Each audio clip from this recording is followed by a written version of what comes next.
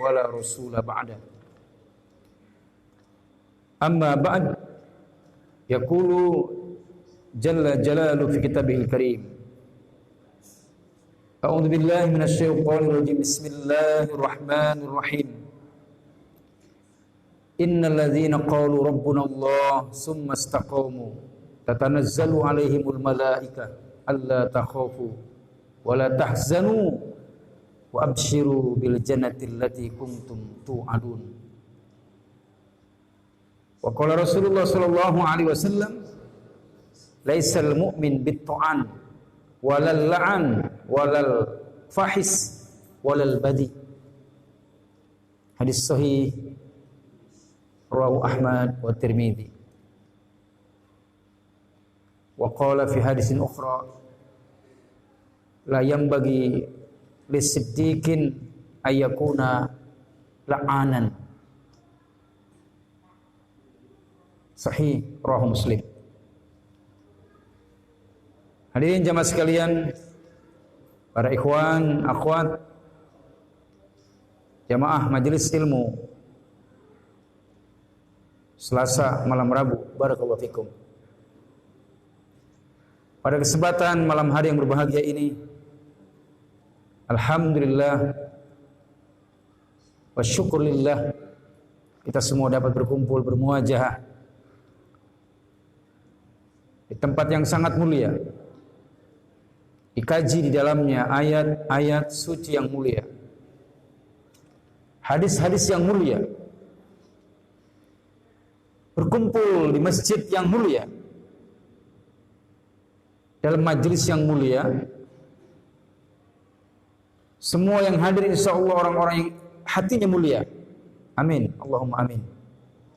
Dan insyaallah kita akan bertemu kembali kelak di tempat yang mulia, fi jannatil ulia, di surganya Allah jalla jalaluhu. Kedua kalinya salawat dan salam mudah-mudahan selalu senantiasa tercurahkan kepada qaidun gurrun muhajjirin, manusia yang menjadi pemimpin di akhir zaman, manusia yang akan menjadi pemimpin di hari akhirat dengan wajah yang bercahaya karena wudunya. Itulah qaidun gurrun muhajjirin Nabiul Mustafa Muhammad bin Abdullah sallallahu alaihi wasallam. Bahkan jamaah sekalian, ada hadis sahih yang mengatakan bahwa Rasulullah sallallahu alaihi wasallam akan melihat wajah umatnya di telaganya tampak dari wajah, kaki dan tangan mereka yang bercahaya disebabkan wudu yang mereka lakukan di dunia. Maka wudu ini harus tetap kita jaga, baik ketika hendak sholat maupun dalam urusan-urusan yang lain, baik itu mengajar, menuntut ilmu, safar dan lain-lain.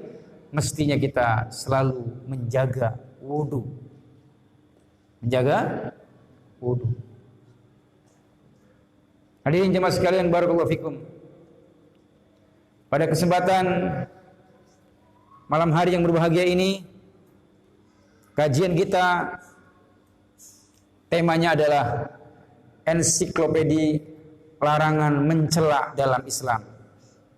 Ini perlu kita kaji, melihat banyak fenomena orang yang mudah mencela, mudah melaknat, mudah merendahkan orang lain, dan mudah menghina.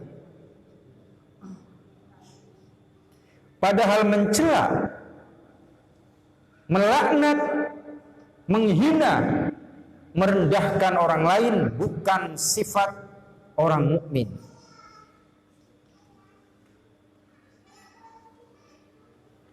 Maka Rasulullah sallallahu alaihi wasallam menyebutkan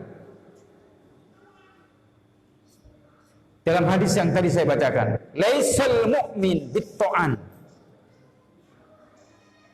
walal la'an walal fahis walal badi. Hadis sahih Kata Nabi Shallallahu Alaihi Wasallam, orang-orang mukmin itu tidak punya sifat suka mencela. Laisal mukmin bit-ta'an walal la'an, tidak pernah dan tidak suka melaknat.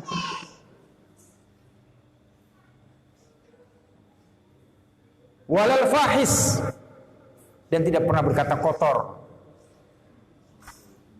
berkata kasar.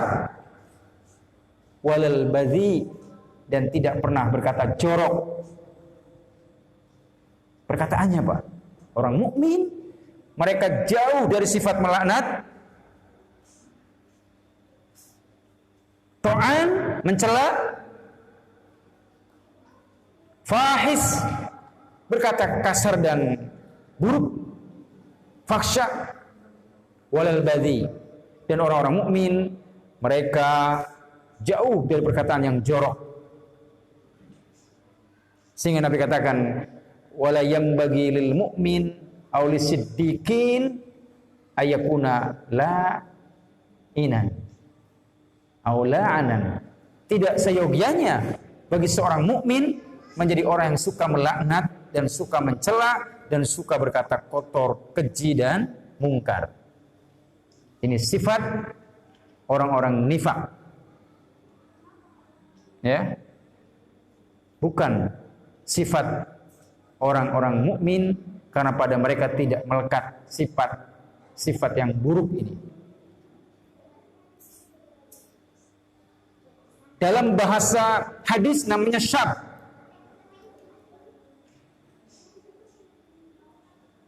Syab maknanya adalah laknah, suka melaknat.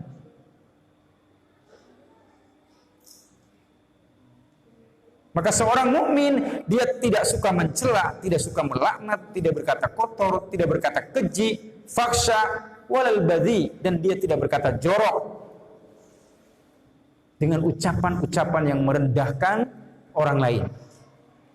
Karena sebenarnya ketika seorang itu merendahkan orang lain dengan perkataan yang buruk dan jorok dan hina, maka pada saat yang sama dia sedang menghina dirinya sendiri. Betul?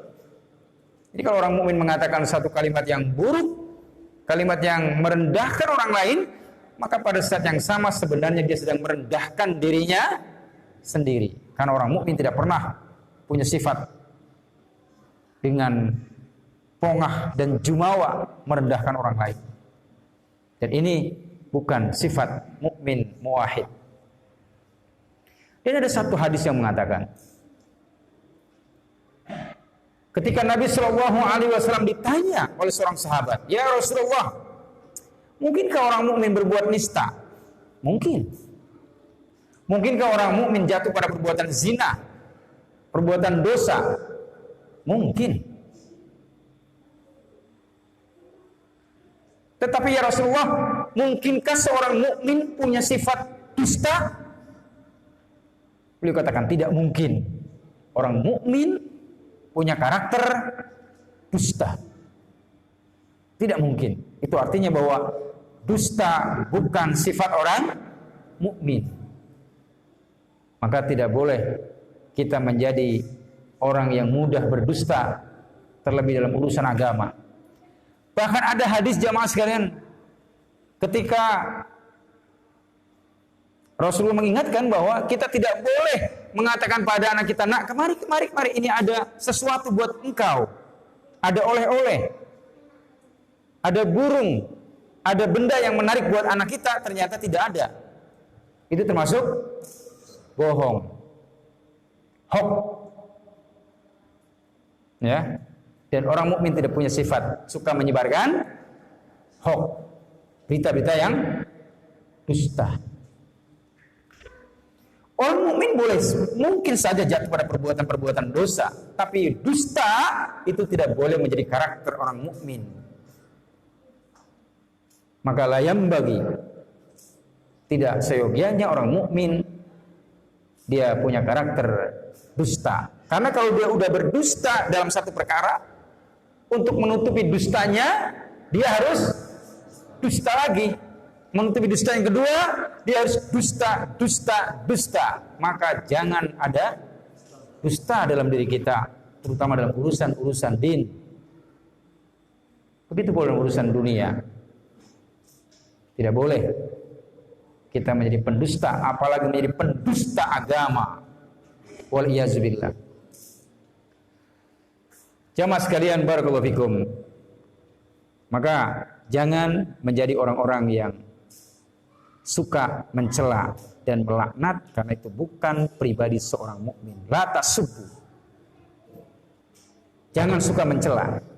Ini kita kaji ini ensiklopedi mencela, larangan mencela dalam Islam. Qala Nabi sallallahu alaihi wasallam, la tasubbu ahadan. Jangan kalian mencela seorang di antara kalian, saudara, sahabat, teman.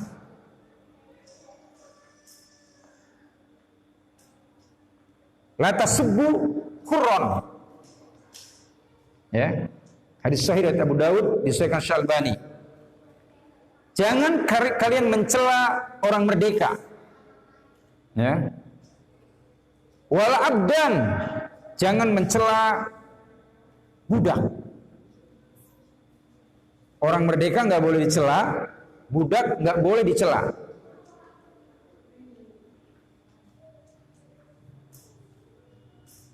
Wala ba'iron. Wah, ini luar biasa nih, Pak. Jangan kalian mencela ba'ir. Apa ba'ir? Furqan? Ba'ir. Unta. Bigol. Ba'ir.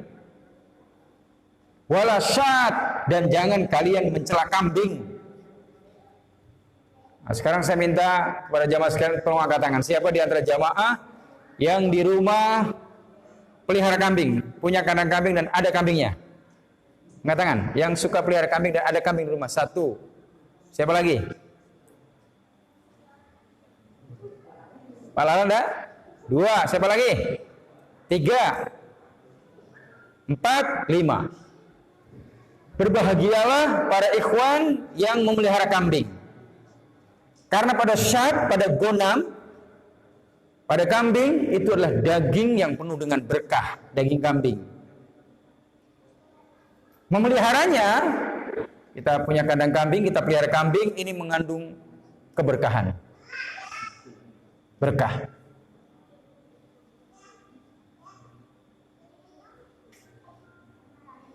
Jadi termasuk daging yang paling berkah adalah daging kambing. Punya piaraan yang mengandung banyak manfaat dan berkah adalah pelihara kambing.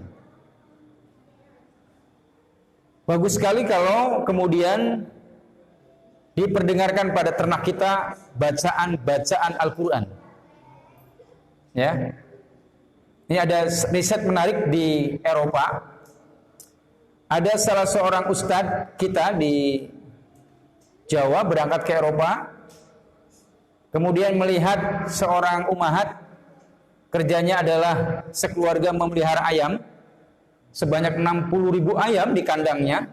Tiap hari, kula saatin, ya, setiap hari, setiap saat, ayamnya diperdengarkan speaker Al-Quran. Ayat-ayat Allah, Al-Quran. Menggunakan speaker. Ketika ditanya, hasil risetnya ini, kenapa ibu kok pelihara ayam, pelihara kambing, tiap saat ayamnya diperdengarkan Al-Quran, pakai speaker Quran? Ternyata ajib, luar biasa. 60.000 ekor ayam yang dia pelihara dalam kandang yang setiap hari dibacakan Al-Quran, ini ayamnya tenang, tidak lasak, damai, nyaman, bahagia. Ini riset. Dan dagingnya empuk. Harga ayamnya kualitas tinggi. Ternyata rahasianya, kandang ayamnya, semua ayam itu 60.000 tiap hari, tiap saat nggak berhenti perdengarkan Al-Quran. Ayamnya damai, tenang, nyaman, tidak lasak, dan tidak apa? Pokoknya ayamnya luar biasa dewasa dan bersahaja. Maka kalau kita ingin damai, tenang, nyaman, tidak liar. Dengarkan Al-Quran pada anak-anak kita, keluarga kita, istri kita, ya, agar mereka setiap hari mendengar Al-Quran setiap saat. Jangan bayi masih dalam janin udah dengarkan musik. Makanya anaknya lasak-lasak, jingkrak-jingkrak kesana kemari. Karena musik yang diperdengarkan. Perdengarkan Al-Quran sejak istri kita mengandung. Baik istri pertama maupun istri yang kedua. Kan ada yang dua istrinya kan? Dengarkan Al-Quran sejak istri kita mengandung. Ini cara mendidik anak untuk terus mendengar ayat-ayat Allah, Al-Quran.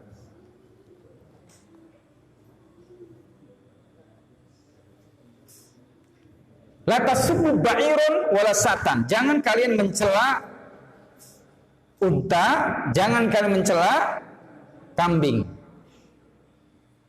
Jadi kalau kita punya unta, punya kambing, jangan cela.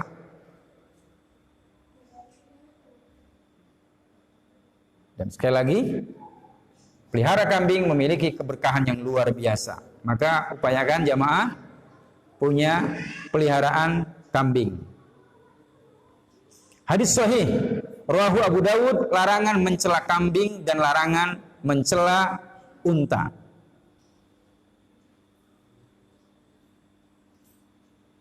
Dalam hadis yang lain, Rasulullah SAW bersabda, qala Nabi SAW, sibabul muslim fusuq wa qitaluhu kufrun. Mencela saudaramu mukmin adalah kefasikan dan membunuhnya adalah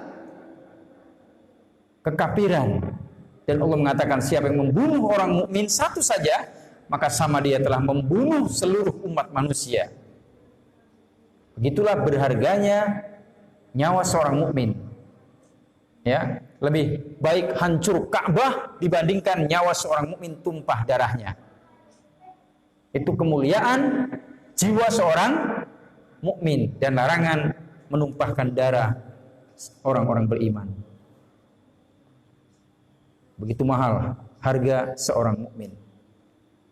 Hadis sahih riwayat Bukhari dan Muslim, yaitu tentang larangan mencela apalagi membunuh seorang muslim.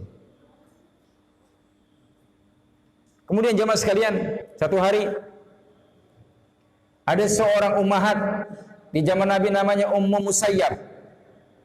Ada yang mengatakan Ummu Sa'ib. Pada saat dia sedang demam, dia kemudian mengatakan, "Ya Allah, demam ini tidak berkah." Maka Nabi katakan, "La tasubbuhuma." La tasubbuhuma. Jangan engkau mencela demam. Jadi bapak-bapak, ibu-ibu, para ikhwan, para akhwat, jangan mencela demam. Kalau kita demam, 2 hari kita sabar, gugur dosa kita. Ya, itu menggugurkan dosa dengan demam. Allah yang menurunkan demam, Allah yang memberikan pada kita sakit demam, maka jangan mencela demam.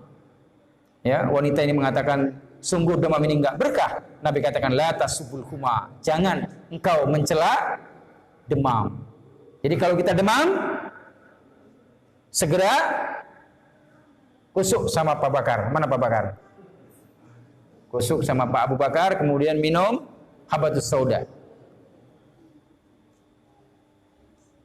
Habatus sauda itu Pak, jamaah sekalian, itu obat segala macam penyakit kecuali kematian.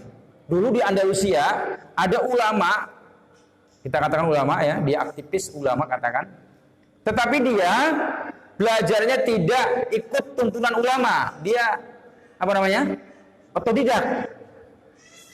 Dia baca dalam satu kitab bahwa Hayatus Sauda, kitabnya itu sudah lama kena hujan, titiknya berubah.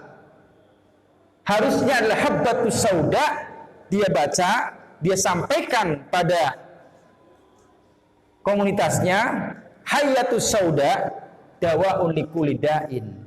Apa Hayatus Sauda? Dia buka artinya adalah ular hitam, obat segala macam penyakit. Datanglah pasien ke dia, ya Syekh, apa ini obatnya, saya sakit ini.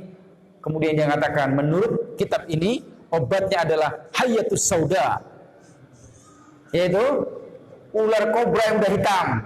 Ular kobranya dibunuh, dimakan, mati pasiennya. Ular kobra hitam dimakan. Datang lagi, apa obatnya Syekh? Hayatus sauda. Titiknya itu bertambah satu karena kitabnya kena hujan. Ya, ada berubah sedikit. Ini karena belajarnya nggak pakai guru pinter, luar biasa, otodidak. Ini kisah nyata Pak, dibuka silakan. Dalam banyak kisah tentang ini, orang yang salah membaca harusnya jintan hitam, jadinya ular hitam, hanya karena beda titik. Maka tentu kalau kita belajar, bertanya, minta bimbingan pada para ulama. Kembali pada hadis tadi, bahwa Nabi melarang kita untuk mencela demam. Tidak boleh kita mencela demam. Ya, karena itu adalah datang dari Allah Subhanahu wa taala. Dalam hadis yang lain, Rasulullah sallallahu alaihi wasallam bersabda dari Zaid bin Khalid, Nabi katakan la tasubudi. Jangan kalian mencela apa? Ayam jantan. Fa innahu yuqadu lis-shalah. Karena dia membangunkan kamu untuk salat. Maka jangan mencela ayam jantan. Dan kata Imam Ghazali, orang yang cerdas adalah orang yang bangun sebelum ayam jantan berkokok.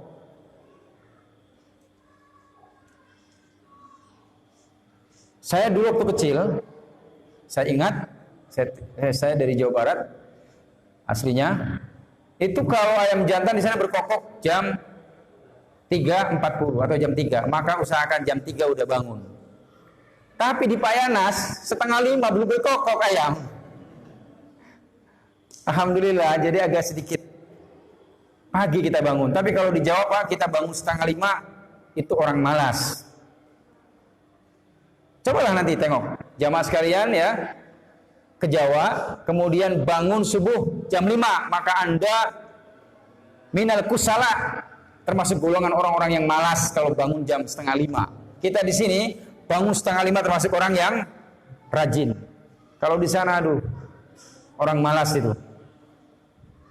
Ya, tengoklah. Perbedaannya kan 1 jam ya, meskipun sama, sana jam 6, sini jam 6. Tapi anak-anak sekolah di sana jam 7 harus masuk. Di sini kita 7:30. Ya, di sana kalau sudah jam 5:30 udah terang banget, Pak. Jam 5 udah mulai terang. Di sini kita jam 6. Baru kemudian masih gelap. 6:30, jam 7 baru terang. Nah, Nabi katakan la tasubudi. Jangan kalian mencela yaitu ayam jantan. Ya. Jangan mencela ayam jantan karena dia membangunkan sholat buat kita semua. Maka juga berbahagia kita yang bangun sebelum ayam jantan berkokok. Hadis sahih riwayat Abu Daud tentang larangan mencela ayam jantan. Dalam hadis yang lain Rasulullah SAW mengatakan la tasubur riha. Jangan kalian mencela angin. Ya, angin nggak boleh dicela.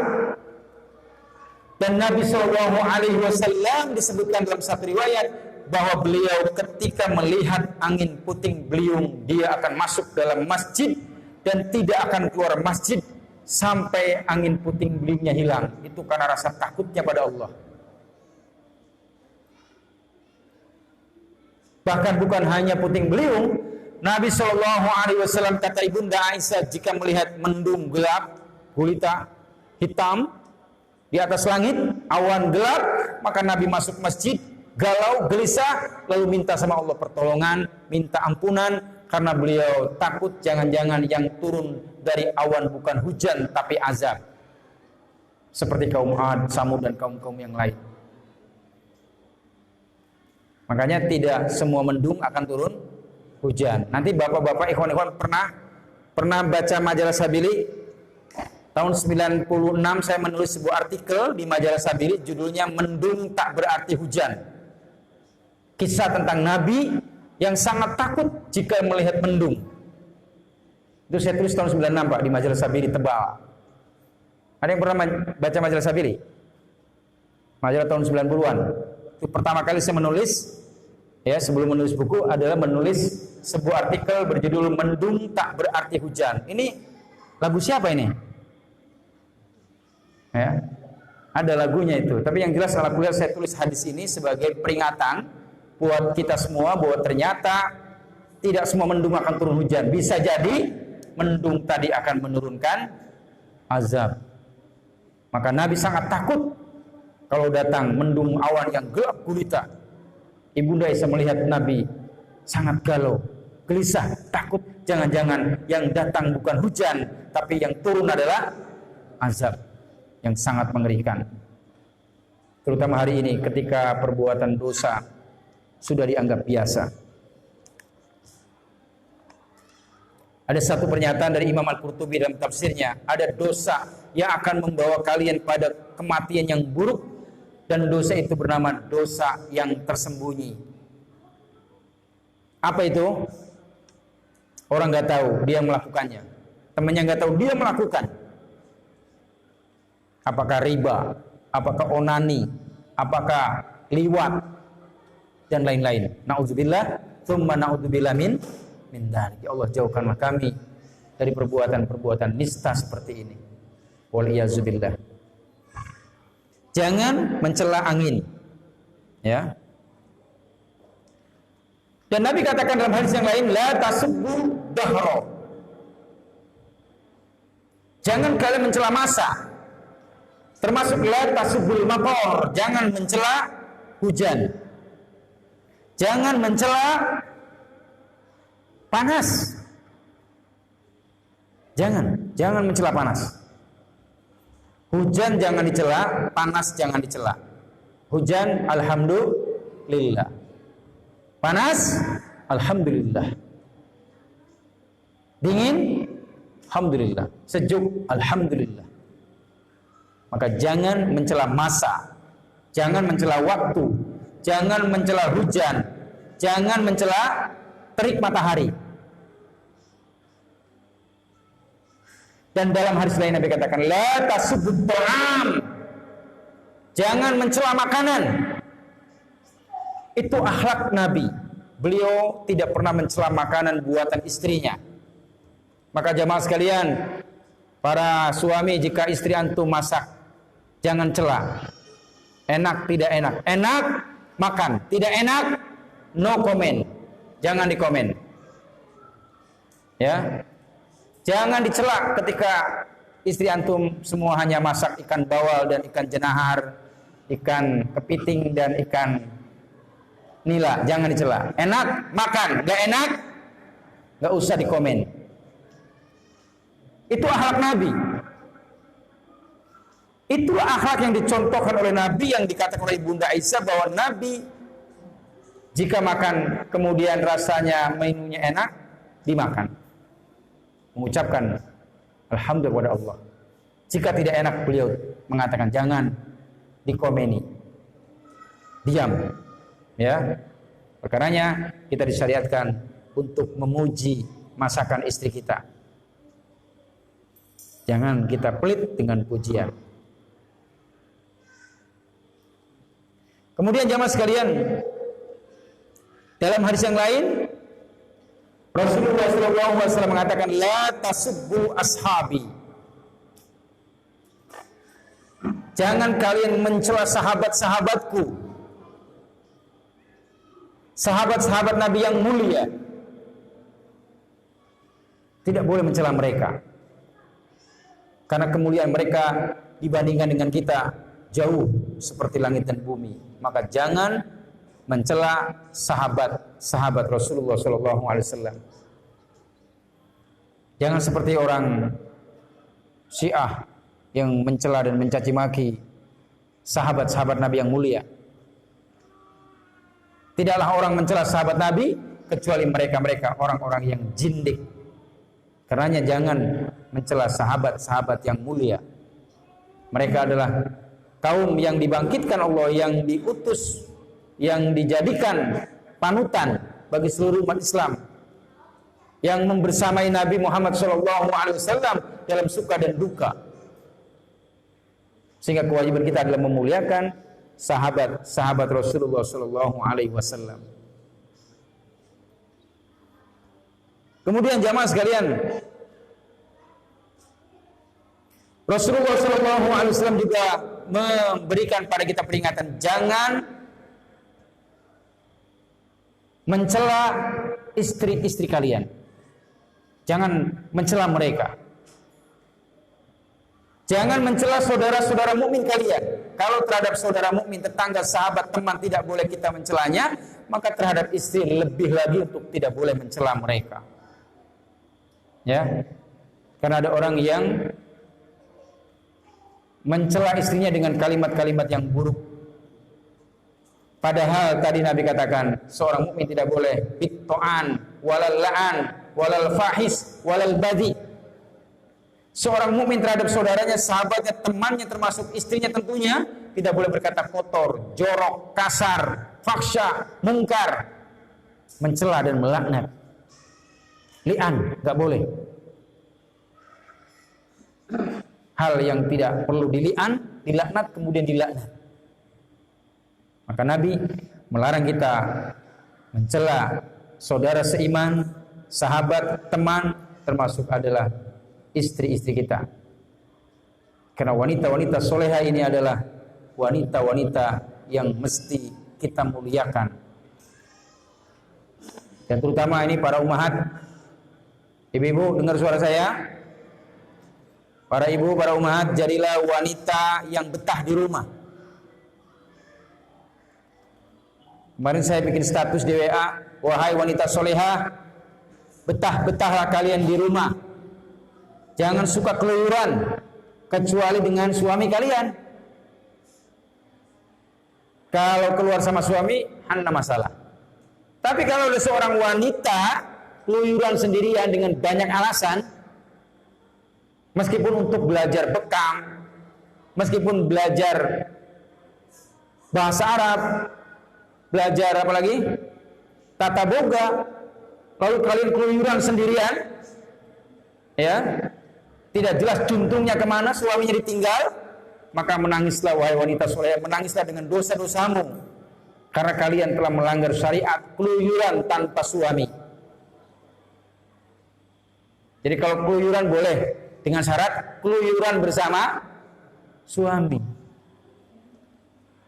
Keluyurannya keluyuran yang syar'i, dakwah, taklim, bedah buku, kajian, atau wisata dakwah ke gunung, ke laut, ke hutan, ke air terjun 1000 bidadari. Silakan. Tapi bersama suami. Karena sekarang banyak fenomena wanita di Facebook itu keluyuran kemana. Para suami, kemana kalian? Istrimu keluyuran itu. Betul Pak, saya lihat.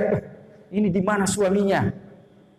Istrinya keluyuran kemana-mana. Kemudian live. Lalu di mana suaminya? Harusnya para istri, perbanyaklah di rumah mendidik anak-anak kalian dengan pendidikan yang benar. Didiklah anak-anak kalian dengan maksimal di rumah. Kalau bisa anak-anak kalian, para ummahat, para ibu, bisa baca Quran dari emaknya. Saya punya anak lima-limanya baca Quran, bukan dari orang lain Pak, dari emaknya. Bisa baca Quran anak-anak bukan dari orang lain, dari emaknya. Ini peran yang mesti kita ambil, para ummahat, para ibu, karena suaminya banyak di luar. Ada yang mencari nafkah, ada yang dakwah, ada yang misi kemanusiaan. Maka anak-anak kita jangan sampai tidak terkontrol. Upayakan kita punya anak bisa baca Quran dari mamanya. Nah, ini diupayakan ya para ummahat. Jangan biarkan anak-anak kita bergaul dengan tanpa tuntunan syariat. Maka tangisilah dosa-dosa kalian. wahai para wanita yang suka keluyuran tanpa suami. Wahai para wanita yang berselancar di dunia maya, yang tidak pernah memegang Al-Quran, yang tidak pernah dekat dengan Al-Quran, kalamullah. Wanita-wanita yang tidak pernah tahu malu, berpakaian tapi telanjang, atau dia berjilbab tetapi dia sejatinya postingan di mana-mana untuk dilihat wajahnya, untuk dilihat lekuk-lekuk tubuhnya, pakaiannya. Bukan seperti itu yang kita inginkan. Bukan seperti itu ciri wanita soleha. Wanita soleha adalah wanita yang banyak di rumah, kemudian hari-harinya dihabiskan untuk pendidikan putra-putrinya. Kalaupun dia keluar rumah, maka keluarnya membawa manfaat bersama suaminya. Maka jangan menjadi wanita-wanita yang keluyuran tanpa dibarengi mahram kalian, tanpa suami-suami kalian. Karena ini fenomena wanita akhir zaman. Ya, wanita-wanita yang keluyuran kemudian dia meninggalkan tugasnya, kewajibannya sebagai seorang ibu. Waliyazubillah. Maka jamaah sekalian, muliakanlah para wanita. Para suami, jamaah laki-laki, para suami, para ikhwan, muliakanlah istri antum semua. Berikan pada mereka uang belanja yang cukup. Bahagiakan hatinya. Jangan pelit pada para istri kita. Jangan. Suami-suami yang pelit pada istrinya, rezekinya macet, susah. Maka ratukanlah istri kalian. Insya Allah para suami rezekinya seperti raja. Karena meratukan istri. Kalau kita sama istri jor-joran, insya Allah rezekinya jor-joran. Jor-joran dalam makna yang positif, bukan yang negatif. Apa yang diinginkan istri yang tidak melanggar syariat, kita punya uang, ikuti. Istri mau haji, mau umroh, duitnya ada, umrohkan. Untuk siapa kita punya uang kalau bukan untuk wanita yang kita cintai, betul? Nah, kalian jangan jawab betul, belum tahu anak-anak ya. Untuk apa kita royal sama orang, tapi sama istri tidak royal? Royal dalam makna yang positif, bukan yang negatif, bukan menghambur-hamburkan harta, bukan. Yang di jalan yang betul, yang benar. Ini Pak, saya ambil kalimat ini karena ada kisah dalam satu cerpen, cerita pendek, tentang wanita yang bajunya enggak pernah dikasih oleh suaminya dalam waktu yang cukup lama, bahkan sendal jepitnya udah lebih dari 8 tahun gak diganti. Itu kisah nyata. Sehingga ketika habis taklim, kumpul dengan ummahat yang lain, suaminya kemudian mencari, ketemu sendalnya, dan dia tahu ini sendal istrinya. Karena memang sendal istrinya berbeda dengan sendal ummahat-ummahat yang lain, karena suaminya tidak pernah membelikan sendal yang terbaik untuk istrinya. Sendalnya itu yang dipakai ke dapur, ke kamar mandi, ke belakang, ke kebun, sampai taklim. Suaminya tahu ini sendal istriku. Kenapa beda sama yang lain? Karena suaminya tidak pernah membelikan sendal terbaik untuk istrinya. Jadi saya ingin menerangkan bukan berarti untuk hal-hal yang negatif. Kalau memang istri kita ini adalah perlu pakaian yang bagus dan uangnya ada, kenapa tidak kita belikan? Betul? Iya, belikan. Betul, belakang. Kenapa kita tidak membelikan kepada istri kita sendal yang layak dipakai? Ini saya cerita di luar sana, Pak. Kalau di sini insya Allah tidak ada para suami yang membiarkan istrinya memakai sendal yang sudah bertahun-tahun dan tidak pernah membelinya. Tapi ini bisa terjadi ketika suami kurang perhatian terhadap para istri. Banyak, Pak, kisah keluhan para istri yang suaminya sangat royal sama orang lain, rela mengorbankan waktu untuk orang lain, kesana sini sama temannya, tetapi sama istrinya dia kurang perhatian. Kurang perhatian.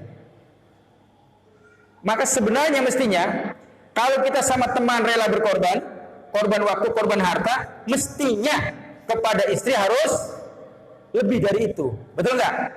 Iya. Kalau sama orang lain kita bisa santun, lembut, maka sama istrinya kita harus lembut dan santun. Meskipun istri bukanlah lembut, tetapi kita wajib memberikan sikap yang lebih murah, lebih santun, lebih lembut saat kita bermuamalah dengan istri kita dibandingkan dengan orang lain. Ini menjadi catatan buat kita, ya. Banyak para suami yang kurang memuliakan istrinya, maka pada akhirnya kemudian hidup rumah tangganya berjalan dengan tidak harmonis. Waliyazubillah. Hadirin jemaah sekalian, demikianlah kajian kita pada malam hari ini. Tidak usah panjang lebar, karena saya tahu kalau kajian malam itu paling tidak 1 jam, Pak. Jangan sampai lebih dari 1 jam. Kalau kita kaji sampai 2 jam, jam 10 sampai selesai, yang saya lihat jamaah rata-rata mangantua. Mengantuk, ngantuk. Akhirnya ilmunya tak dapat. Ya, perkaranya kajian cukup 1 jam, 1 jam 10 menit. Yang penting ilmu tersampaikan. Poin-poin tadi mohon Bapak Ibu sekalian amalkan. Jangan mencela demam, jangan mencela kambing, jangan mencela unta, jangan mencela orang merdeka, jangan mencela budak, jangan mencela makanan, jangan mencela ayam jantan, jangan mencela istri, jangan mencela yang lain. Itu adab-adab dalam Islam. Ya. Tunjukkanlah kita memiliki adab yang mulia. Bahkan hal yang kecil sebagai penutup, ya, hal yang kecil yang dianggap remeh tetapi memiliki kemuliaan luar biasa, kebaikan yang luar biasa. Apa Nabi katakan? Yaitu jangan kalian tolak 3 pemberian sahabatmu. Al-utur, minyak wangi, al-wasaid, bantal, al-laban, susu. Hadis hasan riwayat Imam Tirmidzi. Ini adab. Ya. Jangan tolak pemberian saudaramu berupa apa? Minyak wangi, bantal, dan susu. Ya, jadi kalau ada teman kita kasih minyak wangi, jangan ditolak. Bang Rusnan, tolong Bang, sini Bang. Saya bawa minyak wangi. Ini, ketika saya memberikan kepada Bang Rusnan minyak wangi, ini Bang, jangan ditolak. Tapi jangan diterima semua. Oleskan. Ya. Jangan tolak pemberian saudaramu dalam 3 hal, yaitu minyak wangi, bantal, dan susu.